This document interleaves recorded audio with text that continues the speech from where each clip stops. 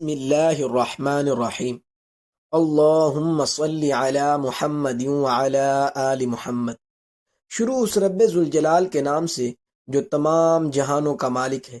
تمام دیکھنے اور سننے والوں کو JUS رائٹس کی طرف سے محبتوں برا سلام۔ محترم ناظرین، ایک مرتبہ امام احمد بن حنبل رحمۃ اللہ علیہ کے گھر میں آٹا گوندتے وقت خمیر آٹے کی ضرورت پیش آئی تو ان کے بیٹے حضرت عبداللہ کے گھر سے خمیر آٹا لایا گیا۔ جب روٹی پک گئی تو امام احمد کو بذریعہ کشف معلوم ہوا کہ روٹی متشبہ ہے۔ چنانچہ اپنے گھر والوں سے دریافت فرمایا تو گھر والوں نے سارا قصہ سنا دیا۔ امام احمد بن حنبل رحمۃ اللہ علیہ نے روٹی کھانے سے انکار کر دیا اور نہ کھانے کی وجہ یہ بیان فرمائی کہ میرا بیٹا قاضی ہے جسے بیت المال سے وظیفہ ملتا ہے۔ امام احمد کی رائے میں سرکاری خزانے کا مال مشکوک تھا، یعنی اس کا حلال ہونا یقینی نہیں تھا، اور ایسے مال کا کھانا اور استعمال کرنا اگرچہ عام لوگوں کے لیے جائز ہے، لیکن امام احمد جیسے عظیم المرتبہ لوگ اس سے پرہیز کرتے تھے، حالانکہ ان کے بیٹے حضرت عبداللہ نہایت متقی اور صالح انسان تھے۔ تقوی کا یہ عالم تھا کہ رات کو اپنے گھر میں سونے کی بجائے والد محترم کے گھر کے دروازے کے قریب لیٹتے کہ شاید والد محترم کو کسی وقت میری ضرورت پڑے۔ بہرحال امام احمد نے جب روٹی میں شبہ ظاہر کیا تو گھر والوں نے پوچھا کہ یہ روٹی مساکین کو دے دیں؟ فرمایا ہاں دے دو، لیکن دیتے وقت یہ ضرور بیان کرنا۔ چنانچہ گھر والوں نے جب وہ روٹی مساکین کو دینی چاہی تو انہوں نے بھی وہ روٹی کھانے سے انکار کر دیا۔ گھر والے پریشان ہو گئے۔ انہوں نے امام احمد رحمۃ اللہ علیہ سے مشورہ کیا بغیر وہ روٹی دریا میں بہا دی۔ امام احمد کو جب اس بات کا علم ہوا تو امام احمد بن حنبل رحمۃ اللہ علیہ نے ساری زندگی مچھلی کھانا چھوڑ دی کہ مچھلیوں نے وہ متشبہ روٹی کھائی ہوگی۔ پہلے زمانے میں صرف مرد تقوی اختیار نہیں کرتے تھے، بلکہ اس زمانے کی عورتیں بھی بہت پارسا ہوتی تھیں۔ عورتوں کے تقوی کا بھی ایک واقعہ آپ کے سامنے رکھنا چاہوں گا۔ امام احمد بن حنبل رحمۃ اللہ علیہ کے بیٹے کا نام عبداللہ تھا۔ یہ عبداللہ فرماتے ہیں کہ ایک مرتبہ میں اپنے والد گرامی کے پاس بیٹھا ہوا تھا، اسی دوران ایک بوڑھی عورت آئی اور اس نے میرے والد صاحب سے ایک مسئلہ پوچھا۔ ذرا توجہ سے سنیے گا۔ یہ مسئلہ پوچھا کہ میں روئی کاٹتی ہوں۔ ایک رات چھت کے اوپر بیٹھ کر میں روئی کاٹ رہی تھی کہ حکومت وقت کی پولیس کا داروغہ گلی میں سے گزرا۔ اس کے ساتھ روشنی کا بڑا انتظام تھا اور وہاں وہ کسی سے بات کرنے کے لیے رک گیا۔ جب وہ روشنی بہت زیادہ ہو گئی اور مجھے روئی اچھی طرح نظر آنے لگی تو میں نے سوچا کہ میں ذرا جلدی کاٹ لوں۔ چنانچہ میں نے جلدی جلدی روئی کاٹی۔ جب وہ داروغہ طاہر چلا گیا تو بعد میں مجھے خیال آیا کہ ان کا پیسہ تو متشبہ قسم کا ہوتا ہے اور میں نے اس کی روشنی کا فائدہ اٹھایا ہے۔ اب یہ روئی میرے لیے جائز ہے یا نہیں؟ امام احمد بن حنبل رحمۃ اللہ علیہ نے جواب دیا کہ تم اس ساری روئی کو صدقہ کر دو، اللہ تمہیں اور رزق عطا فرمائیں گے۔ حضرت عبداللہ رحمۃ اللہ علیہ کہتے ہیں کہ میں یہ سن کر بڑا حیران ہوا کہ یہ کیا جواب ہوا۔ جواب تو یہ ہونا چاہیے تھا کہ جتنی مقدار اس روشنی میں کاتی اتنا صدقہ کر دو، لیکن ابا جی نے فرمایا کہ ساری روئی کو صدقہ کر دو۔ اس کے بعد وہ عورت وہاں سے چلی گئی۔ کہتے ہیں کہ 2-4 دن بعد پھر وہی بوڑھی عورت آئی اور کہا جی میں نے امام صاحب سے مسئلہ پوچھنا ہے۔ چنانچہ وہ امام صاحب کے پاس جا کر مسئلہ پوچھنے لگی کہ میں رات کو چراغ کی روشنی میں روئی کاٹتی ہوں تو کبھی کبھی چراغ کا تیل ختم ہو جاتا ہے تو چاند کی روشنی میں کاٹنے میں بیٹھ جاتی ہوں۔ چراغ کی روشنی میں روئی صاف نظر آتی ہے اور چاند کی روشنی میں صاف نظر نہیں آتی، تو اب بتائیں کہ مجھے گاہک کو روئی بیچتے وقت بتانا پڑے گا کہ یہ چراغ کی روشنی میں کاٹی گئی ہے اور یہ چاند کی روشنی میں کاٹی گئی ہے؟ امام صاحب نے فرمایا ہاں تمہیں بتانا پڑے گا۔ اس کے بعد وہ دعا دے کر چلی گئی۔ فرماتے ہیں کہ جب وہ عورت وہاں سے چلی گئی تو امام صاحب بھی اس کا تقوی دیکھ کر حیران ہو گئے اور مجھے فرمایا کہ اس عورت کے پیچھے پیچھے جاؤ اور دیکھو تو صحیح یہ کس گھر کی عورت ہے۔ حضرت عبداللہ فرماتے ہیں کہ جب میں پیچھے پیچھے گیا تو وہ بشر حافی رحمۃ اللہ علیہ کے گھر میں داخل ہو گئی۔ پتہ چلا کہ یہ بشر حافی رحمۃ اللہ علیہ کی بہن تھی جس کو اللہ تعالیٰ نے اتنی تقوی بری زندگی عطا فرمائی تھی۔ اس وقت کی عورتیں بھی حرام اور متشبہ چیزوں سے اتنا بچتی تھیں، قیامت کے دن یہ عورتیں بھی ہم سے آگے بڑھ جائیں گی۔ امام احمد بن حنبل رحمۃ اللہ علیہ نے سنا کہ ان کا ایک شاگرد ایک ہی رات کے قیام میں پورا قرآن پڑھ لیتا ہے۔ انہیں تعجب ہوا کہ پورا قرآن ایک رات میں کس طرح ختم کیا جا سکتا ہے۔ آپ نے اس شاگرد کو بلاوا بھیجا۔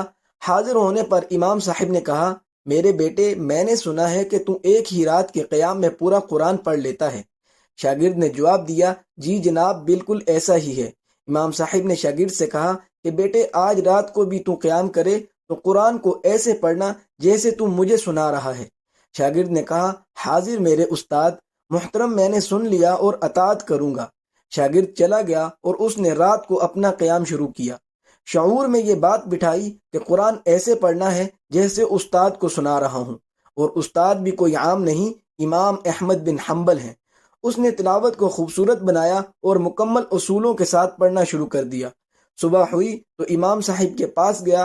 امام صاحب نے دیکھتے ہی پوچھا کہ تو نے کتنا قرآن مجید رات بھر میں تلاوت کیا؟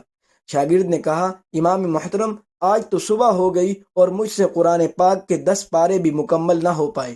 امام صاحب نے کہا، میرے بیٹے، اگر آج کی رات بھی تو نے قیام کرنا ہو تو قرآن ایسے پڑھنا جیسے تیرے سامنے سرکار دو عالم صلی اللہ علیہ وسلم بذات خود موجود ہیں اور تو انہیں سنا رہا ہے۔ شاگرد چلا گیا اور اس نے رات کو قیام شروع کیا۔ شعور میں یہ بات بٹھائی کہ وہ تلاوت آپ صلی اللہ علیہ وسلم کے سامنے کر رہا ہے اور آپ صلی اللہ علیہ وسلم سن رہے ہیں۔ اس نے آج کی تلاوت اپنی دانست میں پورے احترام و ادب کے ساتھ دربار رسول صلی اللہ علیہ وسلم کو ملحوظ رکھ کے کی۔ صبح ہوئی تو پھر امام صاحب کی خدمت میں حاضر ہو گیا۔ امام صاحب نے دیکھتے ہی پوچھا کہ وہ کل رات تو نے اپنے قیام میں کتنی تلاوت کی؟ شاگرد نے کہا، استاد محترم، صبح ہو گئی مگر مجھ سے قرآن پاک کا ایک ہی پارہ مکمل ہو پایا۔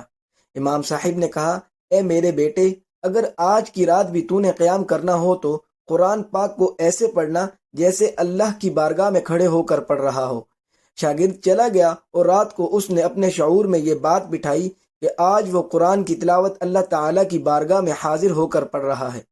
تلاوت تو اس نے اچھی طرح شروع کی مگر ہیبت سے رو رو کر برا حال ہو گیا۔